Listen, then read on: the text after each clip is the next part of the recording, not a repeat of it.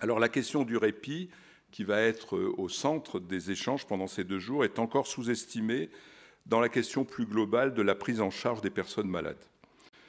Cette question doit effectivement être mise en perspective, car à travers la question du répit, c'est la question de la prise en charge de l'autre, du prendre soin, du care en anglais, qui est en jeu. Le constat est simple, vous le connaissez tous. La précocité des diagnostics, la performance des réponses thérapeutiques augmentent de manière importante le nombre de personnes qui vivent avec des maladies graves et leur espérance de vie. L'augmentation de l'hospitalisation à domicile, la réduction des séjours à l'hôpital, l'augmentation de la durée de vie, la question de la dépendance, ces phénomènes croissants vont encore s'accentuer et rendre bientôt brûlante la question du répit. La question est simple. Comment un actif, confronté à la prise en charge d'un proche, peut-il continuer à assurer son activité professionnelle, sa vie de famille, son réseau social, sans tomber dans l'épuisement physique ou psychologique? Comment concilier une activité professionnelle, souvent exigeante et chronophage, avec la prise en charge de nos proches? D'un côté, il y a le monde social et professionnel qui demande de l'investissement, de la productivité, du rendement. Et puis de l'autre, il y a des proches qui ont besoin de temps, qui ont besoin d'écoute, qui ont besoin de calme. Alors ces aidants familiaux, qui sont des salariés, ont donc, en plus de leur activité professionnelle, à aider au domicile un parent malade ou dépendant. Il serait 4 millions en France sur un total de 8 millions d'aidants, donc 4 millions qui continuent à travailler. 4 millions de salariés, soit 15% des salariés du secteur privé, qui doivent prendre en charge un membre de leur famille. Cette proportion a doublé ces 4 dernières années. Elle est appelée à exploser avec l'allongement de l'espérance de vie. Ces aidants sont pour 60% des femmes et elles sont souvent épuisées, car aider, c'est prendre 2 vies sur une seule épaule.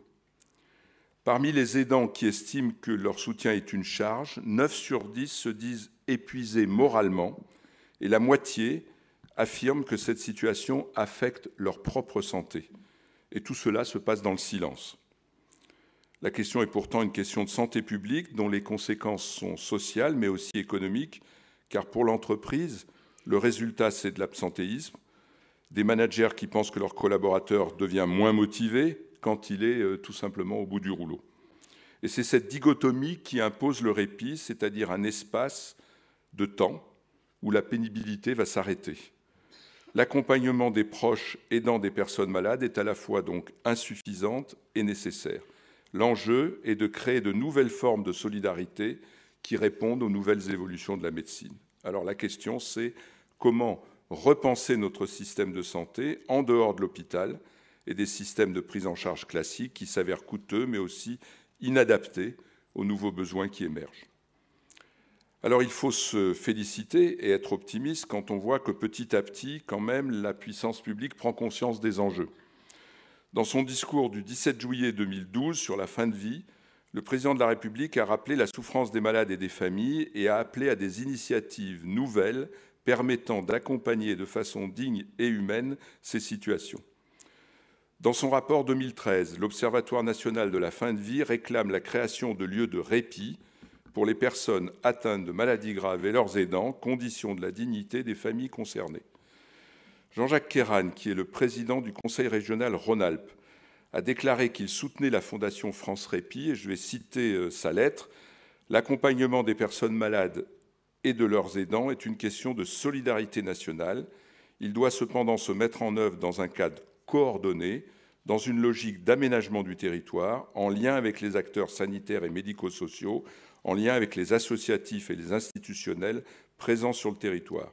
Cette initiative locale de plateforme régionale de répit, adossée à un établissement de répit et à un réseau, reçoit mon entier soutien. » Enfin, dans un courrier adressé à l'association, donc France Répit, le sénateur maire de Lyon, Gérard Collomb, a apporté aussi son entier soutien à la démarche de France Répit.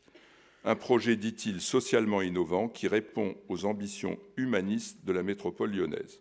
Je cite Gérard Collomb, « La notion de droit au répit pour les aidants est nouvelle en France, représente un enjeu humain et sociétal majeur. J'accueille donc avec enthousiasme la création dans l'agglomération lyonnaise de la première maison de répit intergénérationnelle et je vous apporte mon entier soutien pour favoriser la mise en œuvre de votre projet. Donc je crois que cette question doit réunir le monde médical, le monde associatif, le monde privé et les politiques. C'est le cas de ces rencontres. J'espère qu'elles seront l'occasion d'une mise en commun de réflexion et d'initiatives. Ces rencontres seront aussi l'occasion de dresser un état des lieux des acteurs, des expériences, des réflexions. J'ai entendu dire que les organisateurs avaient été surpris par le nombre d'initiatives qui existent déjà. Donc j'espère que ça permettra de faire émerger, de promouvoir aussi ce concept du répit.